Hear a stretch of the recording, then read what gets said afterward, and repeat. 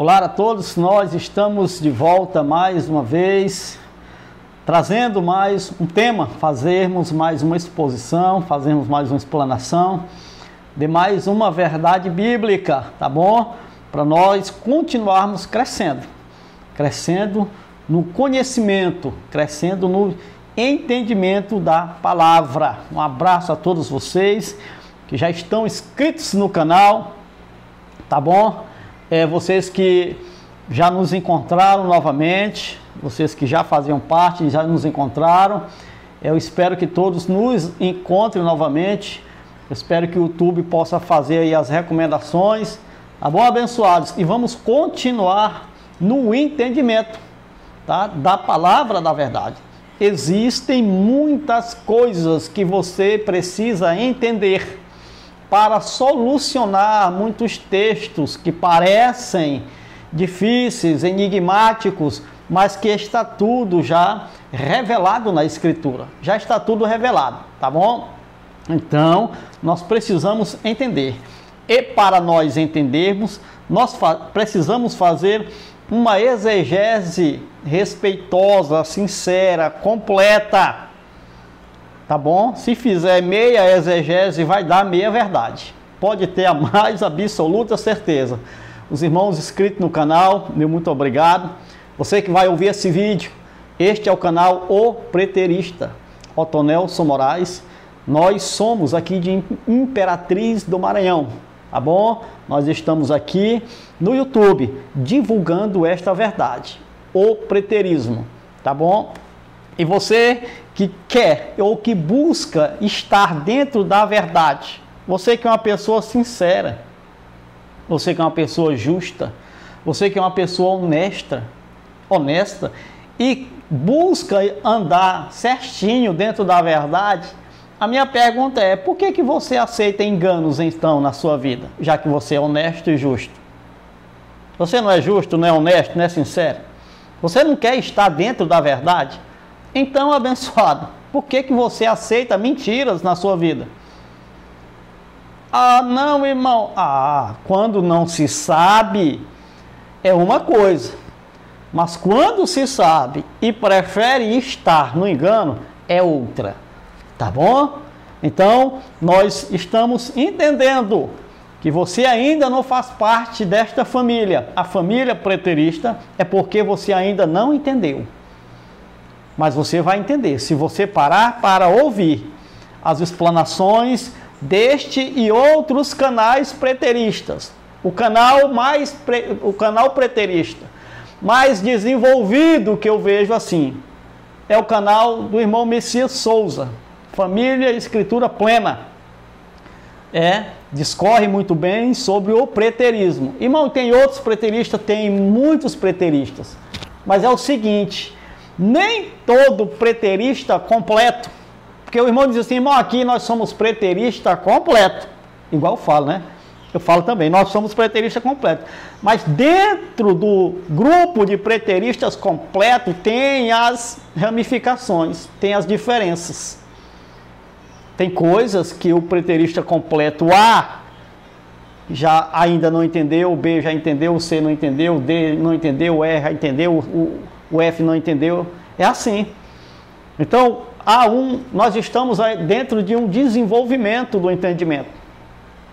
Existem muitas coisas para nós aprendermos. Uma delas é esta: Abraão, Cristo, a velha e a nova aliança. Vamos entender este tema? Abraão, Cristo, a velha e a nova aliança. Abraão era o que, irmão Nelson? Abraão era uma tipificação, uma tipologia daquilo que seria Cristo. Abraão era um representante, era uma sombra de Cristo, tá bom? E nós vamos ver quando se deu ou quando se daria essa transição. Quando Cristo tomaria o lugar de Abraão. Ou quando Abraão deixaria de estar como se fosse uma sombra de Cristo. Porque Abraão é o pai da fé de todos aqueles que alcançaram a fé no Cristo. Ele é o pai deles. Abraão não é o nosso pai na fé. Nós não temos, por assim dizer, pai na fé. O nosso pai é o Pai Celestial, o Pai Supremo, o Pai Criador. Esse é o nosso pai. Ele é o Pai dos Espíritos. Naquele tempo, se havia necessidade de eles terem esse dom da fé. Esse dom da fé só se manifestou na vida dos eleitos. Quem eram os eleitos, irmão Tonelson? Os filhos que participavam de carne e sangue. Num corpo de carne e sangue, que havia um filho ali participando, naquele tempo, ele era um eleito. Ele alcançou as promessas pela fé. Só que dentro dessa questão, havia a lei de Moisés. A lei de Moisés entrou para ser uma muleta para os judeus até Cristo. Mas a aliança que era pela fé, mediante promessas, que foi feita a Abraão, foi muito antes da lei, meu irmão. Tem muito neguinho enganado aí, abençoado. É porque não estuda direitinho a Bíblia. Estuda a Bíblia dentro da sua ótica. Não é dentro da ótica da própria Escritura. Vamos ver uma realidade aqui que talvez você nunca ouviu em lugar nenhum. É por isso que é bom estar aqui, no canal O Preterista. Porque daqui sai as novidades da palavra. Irmão Tonelson, aqui é a padaria da palavra. Da revelação. Tem neguinho fumaçando pelas ventas aí, por causa das palavras que nós expressamos aqui. Cara, deixa eu pegar esse amarelinho. Mas não pode pegar. Se vir pra carne, mano a mano, na porrada, aí se roda, meu irmão. Pensa numa aranha assim, bom de pancada. É mesmo, Antonelson? Experimenta pra você ver quando você me achar por aí. Nós sair no tapa. Eu não corro para limpião não, meu irmão. Pode ser, se for grande, ele vai quebra primeiro as pernas, se for grande. É abençoado. Não tenho medo. Eu não tenho medo de homens, do homem. Eu não tenho medo do homem como um todo. Eu respeito as pessoas, considero as pessoas, sou amigo das pessoas, mas não tenho medo do homem, de pessoa, de ser humano, de encarar. A gente tem medo do cara pegar a gente de surpresa. Porque o homem, bicho, é malicioso, enganador. Armar o arapuca para um é daqui para ali. Isso aí é os homens que faz.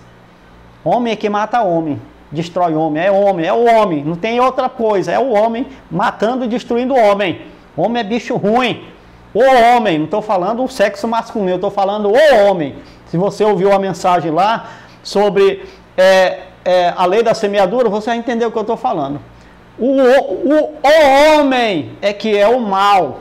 O mal, quem faz é o homem.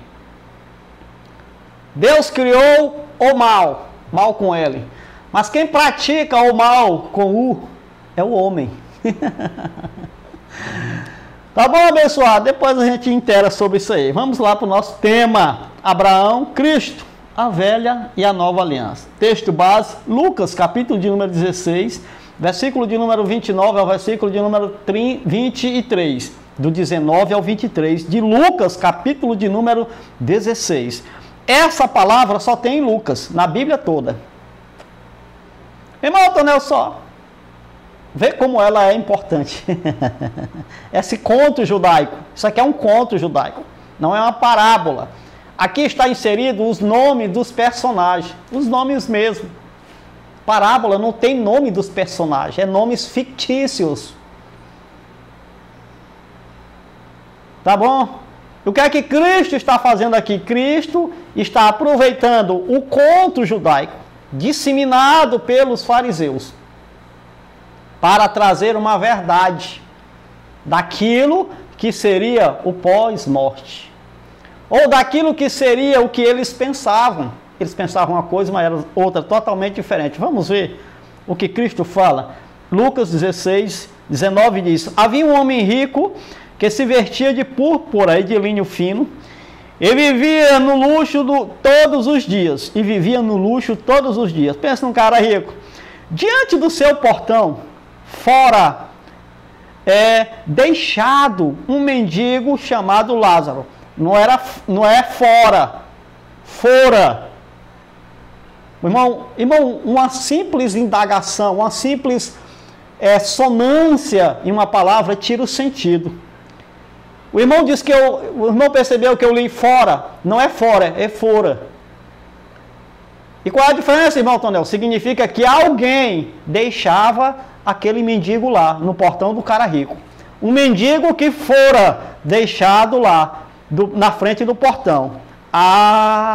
Diante do seu portão fora deixado um mendigo. Significa que alguém levava aquele cara para lá. Era uma prática comum daqueles dias. O mendigo era levado para um lugar específico para pedir esmolas, para que assim ele pudesse viver. Então alguém levava justamente aquele portão do cara rico. Vamos prestar atenção no texto. Um mendigo chamado Lázaro. Já escapa, já deixa de ser parábola. Irmão Antonel, pelo menos até onde estudei sobre o princípio das parábolas é isso. Se mudou a ortografia, a gramática, os textos, aí eu vou precisar me atualizar também, para me entender melhor, tá bom? Mas até onde a gente sabe é isso aqui. Chamado Lázaro, coberto de chagas, de ferida. Este ansiava comer o que caía na mesa do rico. Até os cães vinham lamber suas feridas. Alguém diz assim, porque aquele rico era avarento e não dava nada para Lázaro. Opa, peraí, abençoado, não é bem assim não. O que é que culpa que tem um cara ser rico aqui? Aqui não tem nada a ver com o cara, se o cara era avarento, se o cara não era. O cara era rico e vivia no luxo. Qual é o rico que não vive no luxo? Todos os dias da sua vida. Só o rico que não quer. Mas esse aqui queria desfrutar da sua riqueza. Se eu fosse rico, eu vivia baldado no luxo.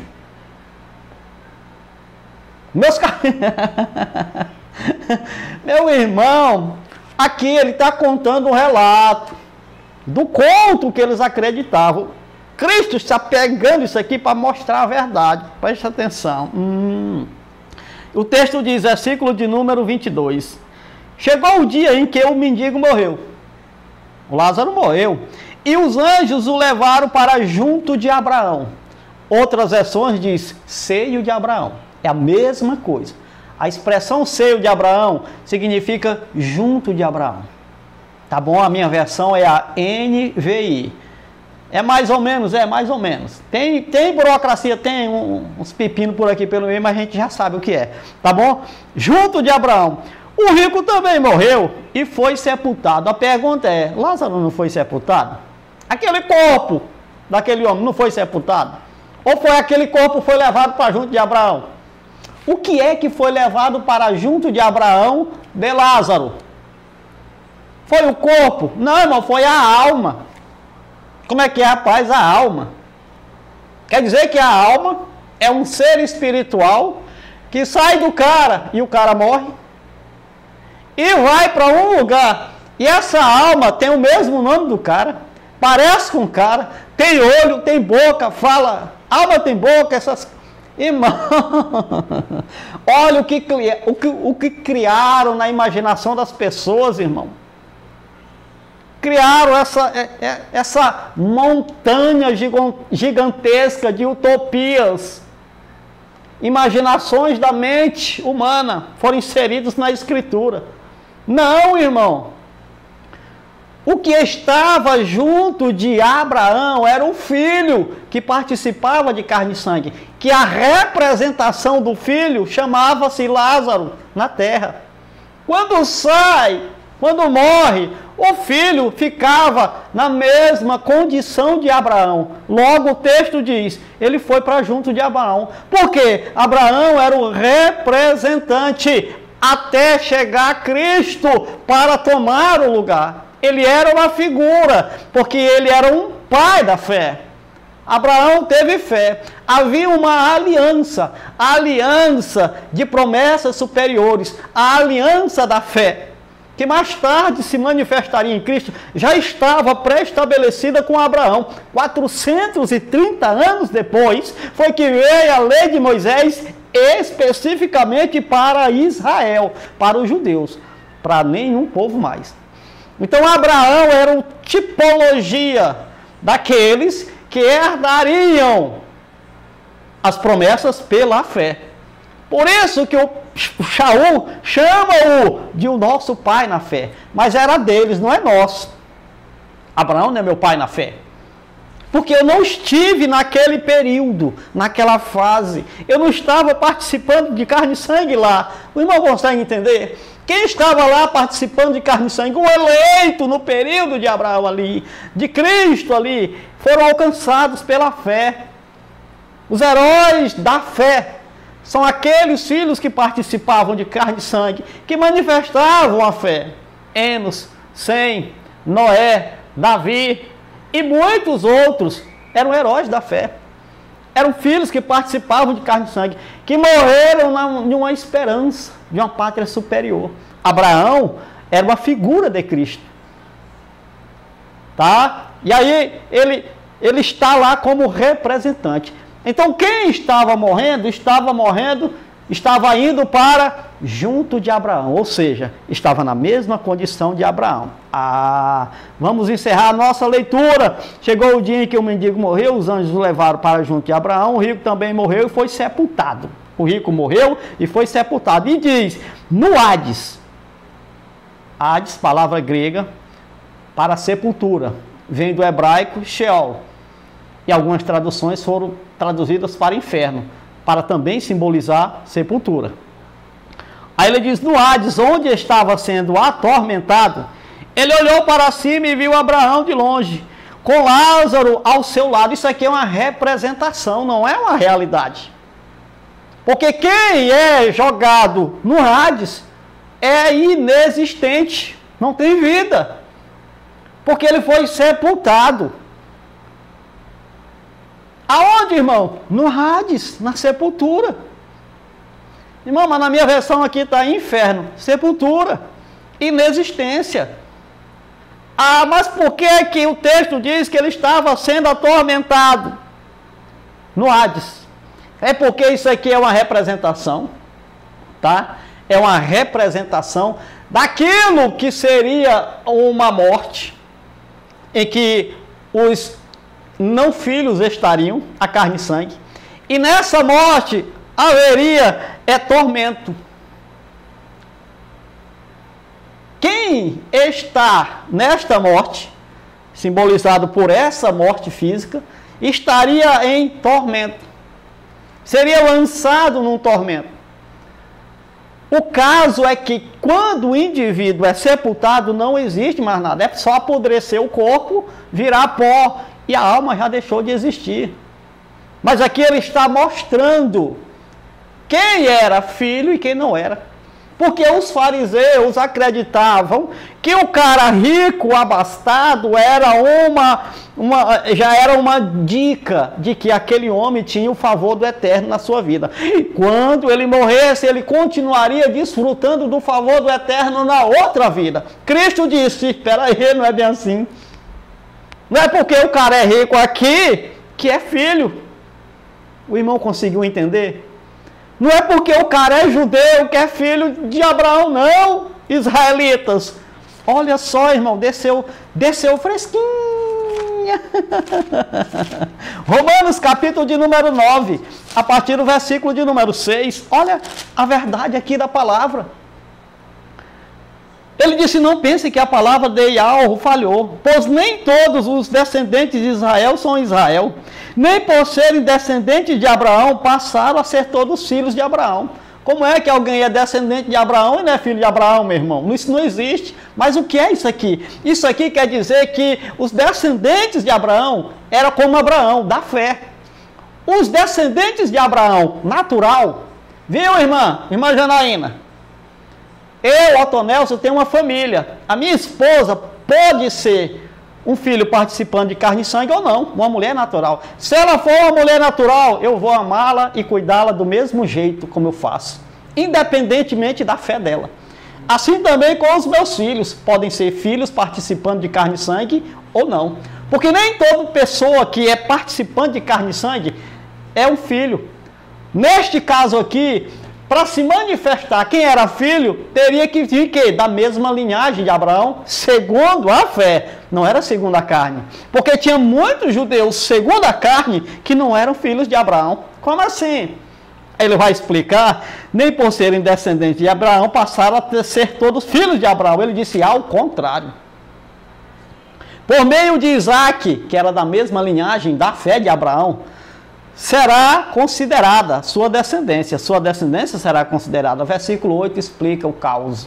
Diz, noutras palavras, disse Shaul aos romanos, no capítulo 9, não são os filhos naturais que são filhos de Ialro. Mas é os quê? Mas é os da fé, que é os da promessa, semelhante a Abraão. Ah, irmão, quer dizer que nem todo mundo era filho de Ialro naquele tempo e nem nesse.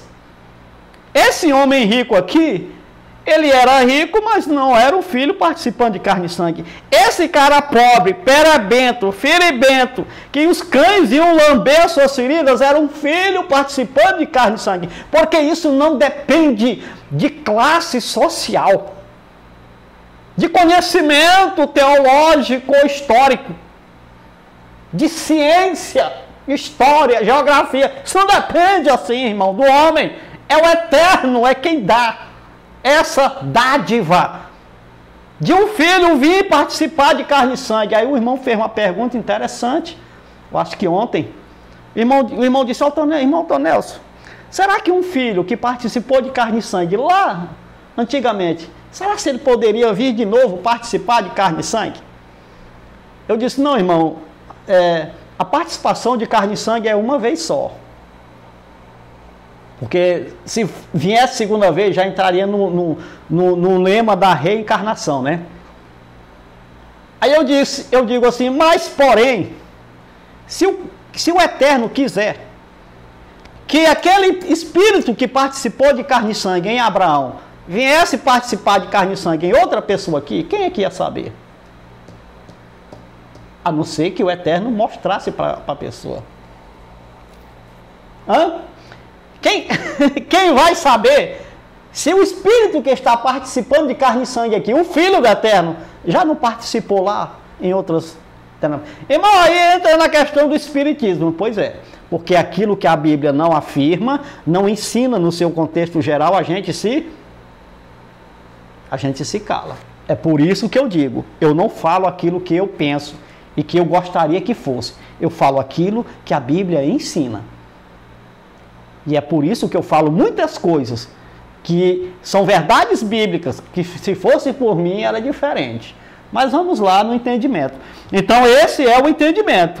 Ah, irmão, é por isso que ele estava lá em tormento, sim. Então, por não entenderem as revelações de Cristo, muitos têm se deixado levar por interpretações parciais das Escrituras.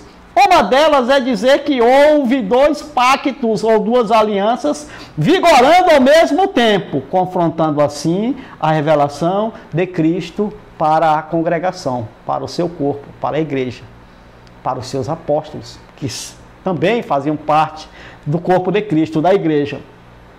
Então, irmão, quer dizer o quê? Quer dizer que enquanto a antiga aliança estava em vigor, Abraão era o representante daqueles que tinham fé, mediante aquelas promessas superiores. Apenas quando aquela antiga aliança saiu de cena, que Cristo passou a ser o representante da nova aliança, Abraão, aquela figura, aquela sombra desaparece, porque chega a luz, chega o sol, chega a verdade, chega o verdadeiro. O irmão consegue entender? E aí nós vamos olhar para a Escritura e entender porque o autor usa uma expressão em um texto e o mesmo autor usa outra expressão em outro texto. Olha só, irmão, que contradição, não é? Parece contradição para quem não consegue alcançar o entendimento. Diz, é contradição. A Bíblia está em contradição. Os autores estão se contradizendo. Então é mentira. Porque é inspirado. Se é inspirado, tem que todo mundo falar do mesmo jeito, escrever a mesma letra. Não, meu irmão. É inspirado, mas são pessoas diferentes. Então, uns falam uma coisa que o outro não falou. É porque é diferente, entende a diferença do diferente?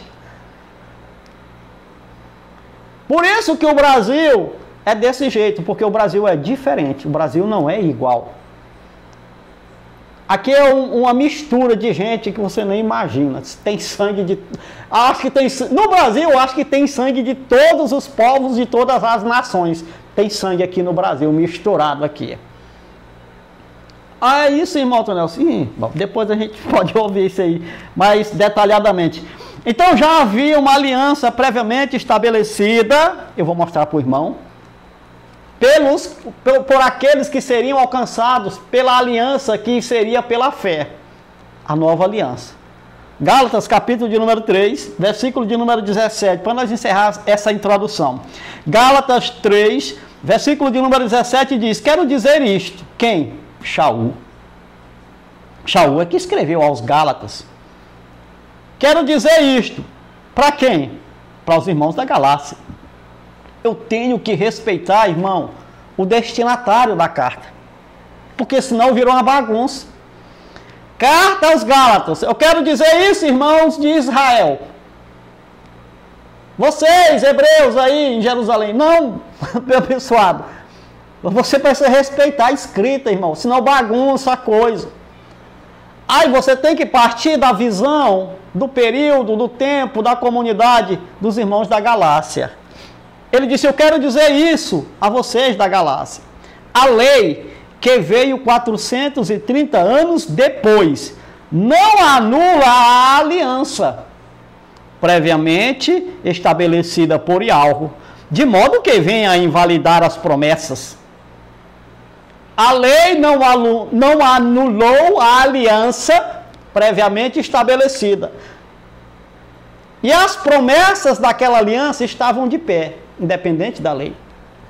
Então a lei foi o quê, irmão? Então qual era o propósito da lei? Paulo faz uma pergunta retórica, que ele sabe a resposta. Versículo de número 19, ele diz: então qual era então o propósito da lei? Ele diz: foi acrescentada por causa das transgressões, até que viesse o descendente, a quem se referia a promessa, e foi promulgada por meio de anjo, por mão de um mediador. Contudo, o mediador representa mais de um, e Yahweh, porém, é um. Quem era o descendente? Que as promessas foram feitas a Abraão, mediante a fé. O descendente era Cristo. Significa dizer o quê? Que a lei foi acrescentada, foi um acréscimo até Cristo. A pergunta é: quando é que Cristo foi manifestado lá naquele contexto? Então Cristo se manifestou apenas no ano 70, irmão, quando foi então extinta a antiga aliança. Aí você acredita nisso, mesmo lendo a verdade, irmão? É isso que os religiosos fazem. O cara está lendo a verdade, mas o indivíduo lá está falando outra coisa. Ele acredita no indivíduo. Porque o cara lá está vestido de paletó e gravata. Ele fala com persuasão e o cara fica com medo. Só uma coisa, irmão. Eu não tenho medo de palavras persuasivas. Não sei se você tem, mas Alton Nelson não tem medo do cara que grita alto, fala grosso, rosado. Eu não tenho medo. Pelo contrário. Aí é que eu fico mais ruim. Então, abençoado, o que é que está acontecendo? O que é que está acontecendo aqui, até aqui que eu estou mostrando, é que a lei, ela só viria até Cristo. Até Cristo se manifestar, até o descendente aparecer, o qual foi feito as promessas. Então primeiro, até quando os que morriam iam para junto de Abraão? Então, irmão Alton Nelson, vamos ver na Bíblia. Então é Lucas, capítulo de número 16, versículo de número 29, versículo de número 23, que nós lemos. Lucas 16, versículo de número 19 e 23. Ele diz: havia um homem rico que se vestia de púrpura e linho fino, vivia no luxo todos os dias. Diante do seu portão fora deixado um mendigo chamado Lázaro, coberto de chagas, Este ansiava comer o que caía da mesa do homem rico. Até os cães vinham lamber as suas feridas. Chegou o dia em que o mendigo morreu. Lázaro morreu e os anjos o levaram para junto de Abraão. A pergunta é, por que Lázaro foi para junto de Abraão quando morreu e o rico não? Não, irmão, porque aquele cara era rico e não dava nada para Lázaro. Opa, meu irmão, pera aí. Aquele cara não era obrigado. O texto não diz que Lázaro pedia alguma coisa para ele. O texto diz que ele desejava se alimentar das migalhas que caíam da mesa do homem rico.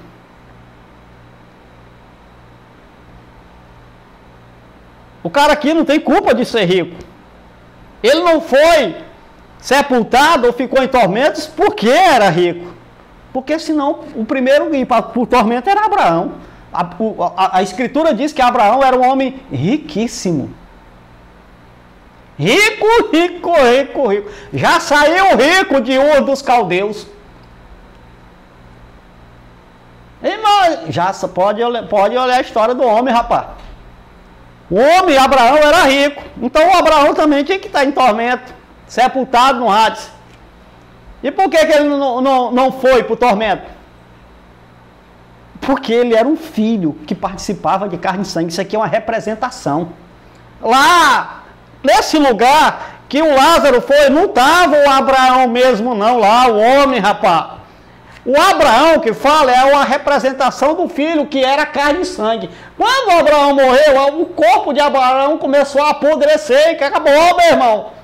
O que está aqui é uma representação para nos mostrar também hoje esse conhecimento de que os filhos, independentemente de se for rico ou pobre, alto ou baixo, gordo ou magro, bom ou ruim, o rico, quando morria ali, naquele contexto, ia para junto de Abraão.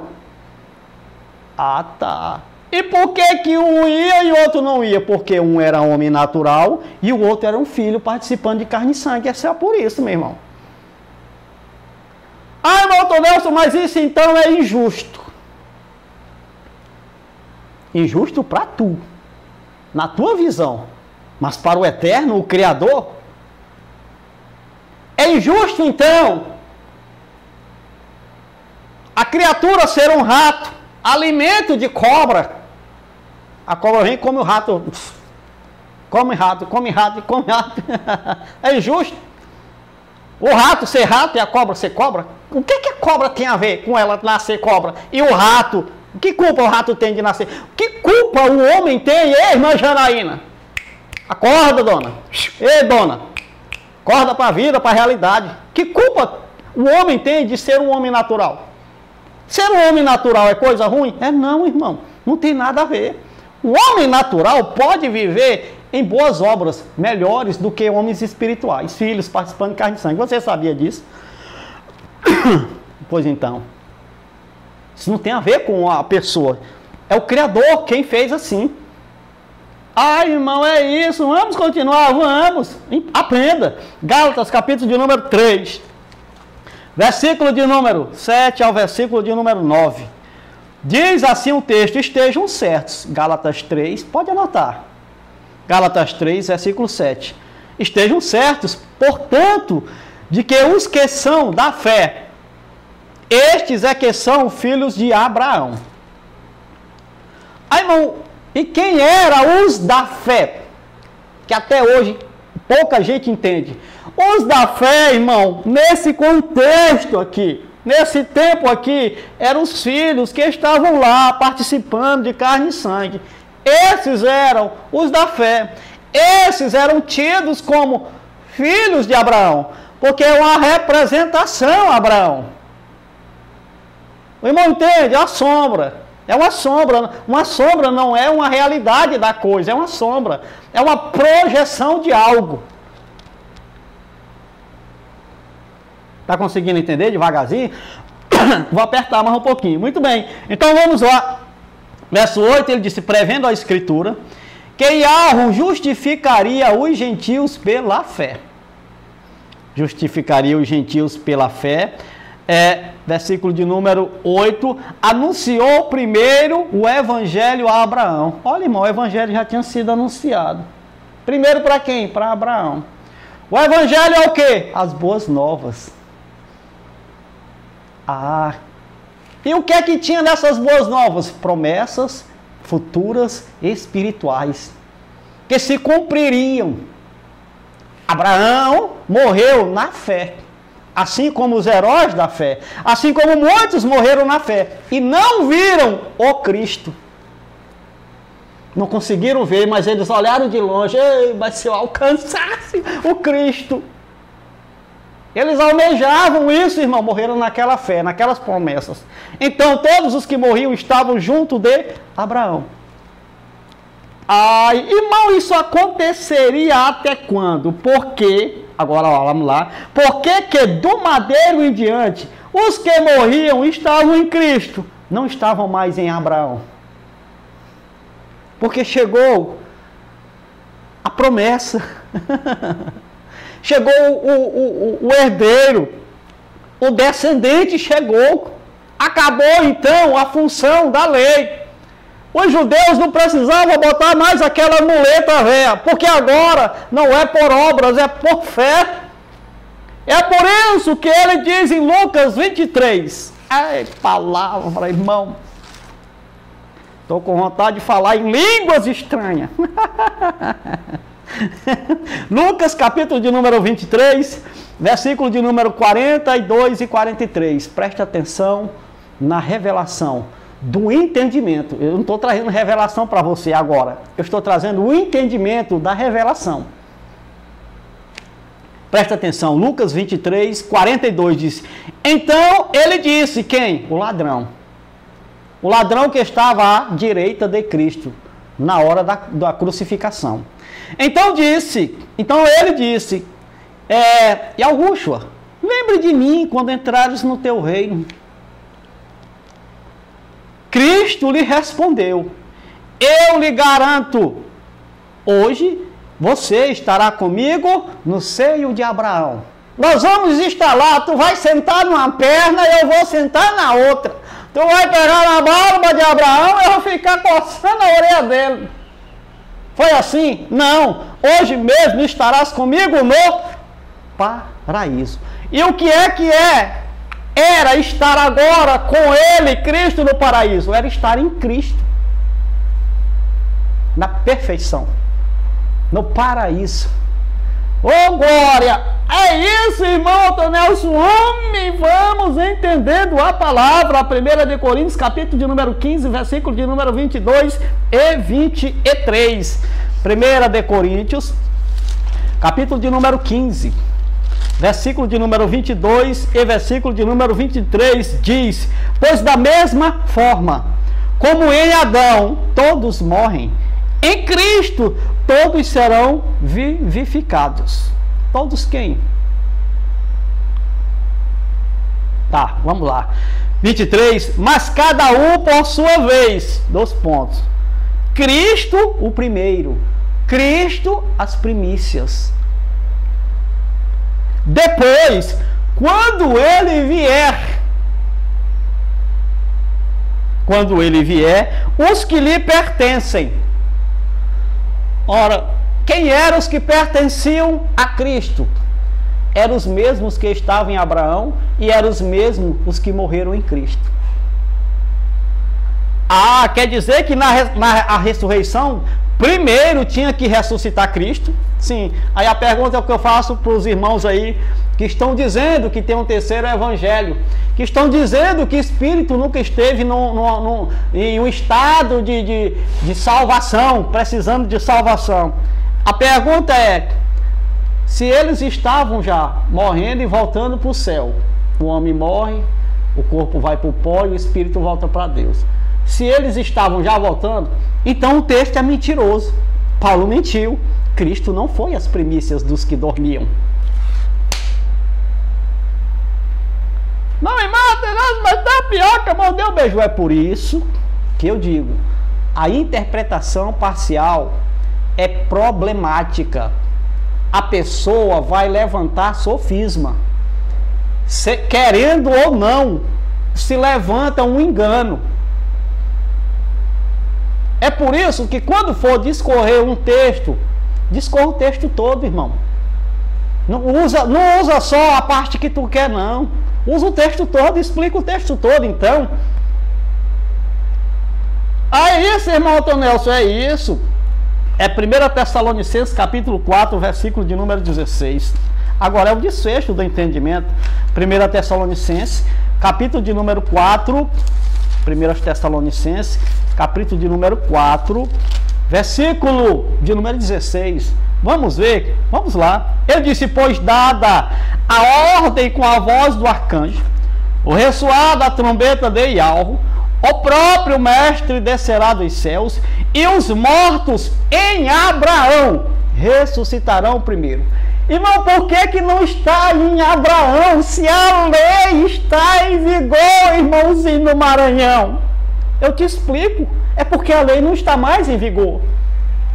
É porque Cristo não precisa mais de sombra.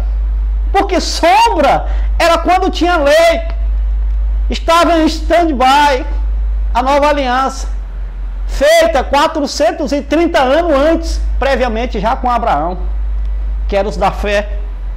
Quando Cristo morre no madeiro, ele diz para o ladrão: ei, ladrão, hoje mesmo estarás comigo nas pernas de Abraão. Não. Porque ali finda-se o propósito da lei. Inicia-se a nova aliança, a graça. Cristo não precisa mais de um representante. Então, todos os que morriam estavam em Cristo, porque ele morreu e ressuscitou. Por isso que ele disse: hoje mesmo tu estarás comigo lá no paraíso. Estarás comigo no paraíso não é estar em um lugar, é estar em uma condição, é estar em Cristo. Oh glória! Oh glória! É o que, irmão? Homem, isso foi revelado para quem? Shaul. Que escreveu para quem? Para os irmãos da Tessalônica. Ele disse: pois dada a ordem com a voz do arcanjo, ressoar da trombeta de Iarro, o próprio mestre descerá dos céus, e os mortos em Cristo. Por quê? Porque é nova aliança, é graça. Não é em Abraão, esperando Cristo manifestar. Porque enquanto eles estavam debaixo, os judeus, da lei de Moisés, a nova aliança não tinha como se manifestar. Porque ela só se manifestaria quando o descendente chegasse, tirando a velha e estabelecendo a nova. Aí, irmão, você está dançando? Não, abençoado. É um molejo normal do meu corpo. Agora, vamos concluir o entendimento. Então, estar no seio de Abraão era uma sombra. E estar em Cristo é a realidade da nova aliança. Por quê? Porque eles estavam presos ali, naquela antiga aliança, até o descendente chegar. Até que a fé que Abraão tinha chegasse lá, se manifestasse neles. Quando ela chegasse, saem as obras, entra a graça. E isso aconteceu quando? Quando foi que ele falou para o ladrão da cruz? Foi lá no ano 70? Olha lá, ele disse, presta atenção: mestre, Cristo, quando você morrer, eu vou ler aqui, eu me esqueci do texto, mas está aqui, abençoado, Lucas, capítulo de número 23, versículo de número 42, ele disse: Cristo, lembra-te de mim quando entrares no teu reino. Aí ele disse: não, no ano 70, estarás comigo no paraíso. Glória! Não, meu irmão, ele disse: eu te digo hoje, eu te digo. Disse Cristo: lhe garanto, eu lhe garanto, hoje estarás comigo no paraíso. Se é mentira, foi de Cristo. Para nós encerrarmos, aqui é Gênesis, ou Gálatas, capítulo de número 3. Gálatas, capítulo de número 3, versículo de número 23 ao versículo de número 25. Se você não entender esses 3 versículos, eu sinto muito.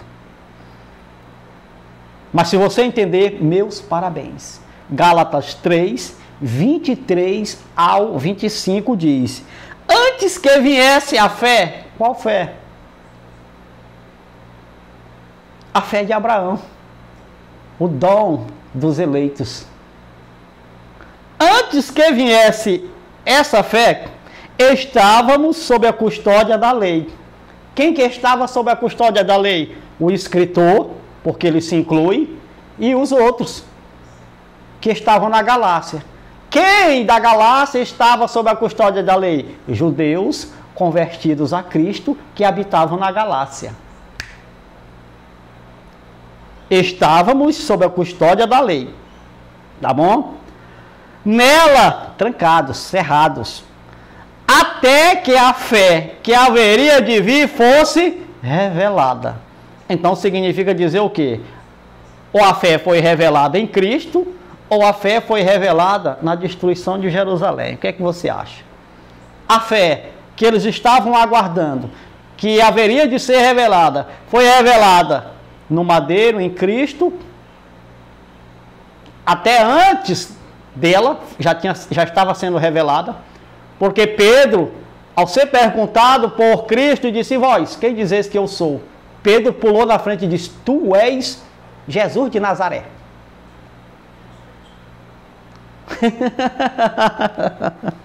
Tem muita gente enganada, meu pai. Ele disse: tu és o Cristo, o filho de Ial. Tu és no hebraico, Mashiach. Tu és o Mashiach, o ungido, o filho de Ial. É uma revelação, não é? Cristo mesmo disse: não foi carne e sangue que tu revelou, mas meu Pai que está nos céus. Foi que te revelou, Pedro. Lá na frente o Satanás tomou conta de Pedro de novo. Mas ali ele se deixou ser dominado pelo Espírito e recebeu uma revelação incrível que muitos nunca entenderam até hoje. Estavam, pois aquela fé que havia de vir fosse revelada. Até que a fé que haveria de vir fosse revelada. Até. Não era depois, não, era até. Com a 24, ele disse assim: a lei foi o nosso tutor até o ano 70. E aí você acredita, irmão? Mesmo com a Bíblia na mão, eu fico encabulado com isso aqui. O texto diz: a lei foi o nosso tutor até Cristo. Ou até a queda do templo no ano 70? Não, até Cristo. Segundo a revelação que Shaul recebeu. Então tem outros irmãos aí que já estão careca no YouTube e estão dizendo que a lei foi até a derrubada do templo. Mas a revelação que Shaul recebeu é outra, dizendo que a lei foi até Cristo. Se não, o irmão explica aí para os seus seguidores, seus inscritos, por favor, que eu não consigo entender o que você fala aí, dizendo o que é isso aqui que está em Gálatas 3, 23 ao 25. Explica lá para os irmãos, por favor, para os bichinhos ficarem em paz. Porque você faz vídeos apontando, entre outros, para mim, dizendo que tem gente querendo perturbar a verdade. Agora eu pergunto, quem é que está perturbando a verdade? Quem é que está indo contra a palavra revelada?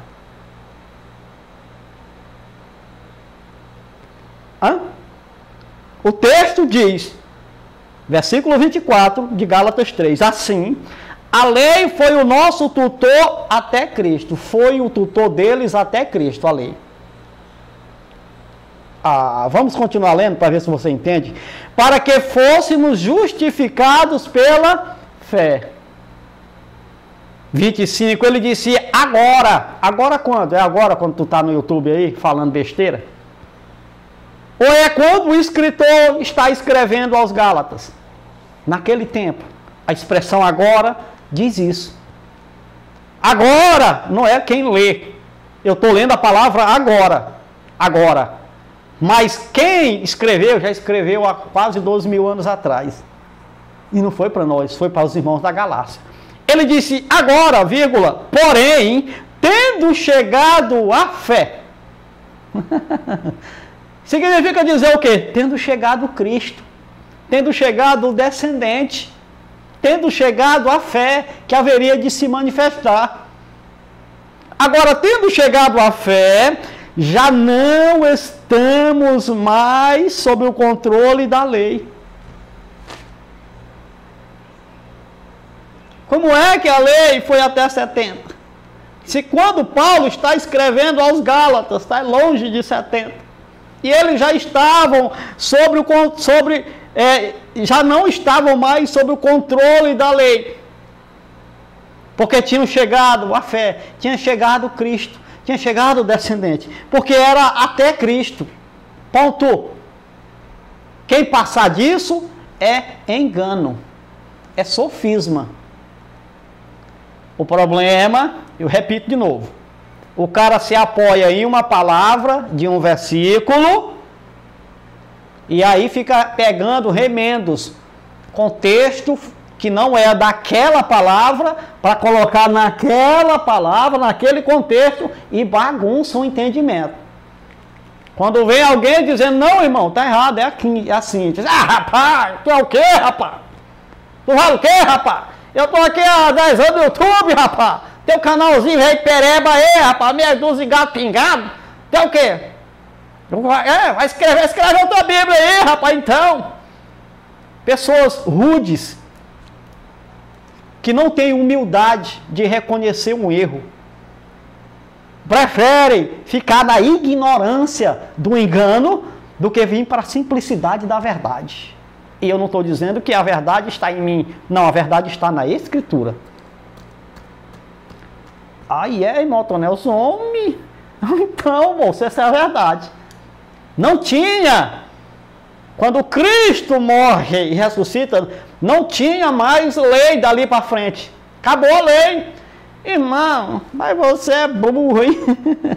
O cara diz assim. É porque os sacerdotes, cara, estavam lá no templo, fazendo sacrifício de animais, meu irmão. Tinha Pentecoste, tinha lá os sacerdotes, tinha o templo de pé, meu amigo. A lei não veio por causa do templo. O templo veio por causa da lei. E foi uma permissão do Eterno. Não era para ter templo para o Eterno. Onde o Eterno habitava? Na lei, era numa tenda feita, coberta com couro de animais e pele trabalhada. Quem idealizou o templo, que isso vem do paganismo, eram os pagãos, idólatras, que tinham templos para seus deuses. Davi quer imitar. Não tem o que fazer. Mente parada é a oficina do... malandro. Davi estava na malandragem. Pegou a mulher do Urias, engravidou e mandou matar o cara, o vagabundo. Irmão, e o cara não era um homem segundo o coração de Deus? Era. E o que é que tem? Se faz o que é mal, tem que ser criticado. Se faz o que é bem, tem que ser elogiado. E isso independe. Seja quem for, meu irmão. Porque o irmão diz, irmão, mas você, irmão, o senhor não é contra os católicos? Não. Eu sou contra a doutrina católica. Quando um padre faz uma interpretação correta da Escritura, eu disse, ei, padre, nota 10, mano, vou copiar. Quando um evangélico, pastor, reverendo, qualquer coisa, faz uma interpretação correta da Bíblia, eu digo, ei, reverendo, pacada, nota 10. Agora, quando o cara faz uma interpretação errada, eu disse, ei, tá fora, tá errado, tá errado. Isso aí é mentira, é sofisma, é engano. Agora, por que eu sou contra os irmãos da graça, entre aspas, a sua mensagem, querendo aplicar para nós a mensagem da graça hoje? Eu digo, não, irmão, peraí, nós não somos a igreja, nós não estamos em Cristo, nós não somos gentios, nós não somos herdeiros segundo a promessa, não é para nós isso aí teve um povo lá, está errado. Mas quando o irmão da graça fala algo correto, certinho, aí opa, ei irmão, nota 10, parabéns, copio aquilo. Não é porque eu discordo da doutrina ou do ensino de alguém, que aquela pessoa fala algo correto, mas eu digo, não, eu discordo. Então isso aí que ele falou está errado, mesmo estando correto. Não é assim, meu irmão. Isso não funciona assim. Tá? Eu não sou inimigo de pessoa. Eu sou contra o engano. E aí ele pode estar debaixo da minha tenda. Viu, irmã? Irmã Janaína? Como aqui na minha casa. Eu digo, minha filha, isso aí é mentira. Isso aí é errado. Isso aí é um engano. Vocês estão no engano. Vocês estão no erro. Vocês estão sendo enganados, manipulados. Pronto. Aceitar ou não é da pessoa. Mas eu digo. Seja para quem for. Eu digo, minha mãe, a senhora está errada na mentira. Passou a vida toda no engano. O senhor, meu pai, está errado. No engano, mentindo, sustentando homens fraudulentos e enganadores. Vocês estão todos errados. Todos na mentira, todos no engano. Na cara de mamãe e de papai. Por que eu não vou falar na cara de um cara aí que aparece aí? Então, nome. O negócio aqui é a palavra. Eu não vim aqui para falar de ninguém. Ah, irmão, porque o cara, ele come feijão, eu não quero saber. Ah, não, é porque o irmão acredita a fé dele. Nós não debatemos fé, meu irmão. Aqui nós mostramos a verdade da Escritura. Que está aqui dentro, ó. Ô, glória! Então é isso, abençoados. O irmão entendeu? Se não entendeu, volta de novo o vídeo, assiste 1, 2, 3, 4, 5, 6, até abusar. A voz de Otonelson Moraes, o amarelinho do Maranhão. Irmão Dudu Guig, um abraço abençoado. Irmão Joaquim, um abraço. Nos acompanha aí dos Estados Unidos, tá? Um grande abraço a você e família. Saúde, sorte para todos vocês que nos acompanham aqui no canal O Preterista. Nós vamos fazer o movimento.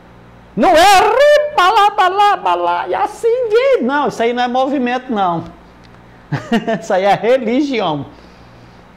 Nós vamos fazer o movimento. Nós vamos balançar as águas, sacudir. Nós vamos fazer tremer o chão. Nós, o preterista.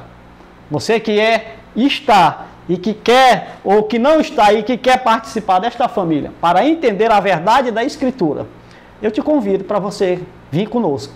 Se inscreva, porque quando nós atingir 1000 inscritos, aí nós vamos fazer live ao vivo. Eu não vou em canal de ninguém para discutir com ninguém. Ah, isso aqui está certo, isso aqui é errado. Isso aí é tolice. O nome disso é tolice. Pessoas que querem mostrar uma superioridade em cima de outro. Isso é tolice, religião.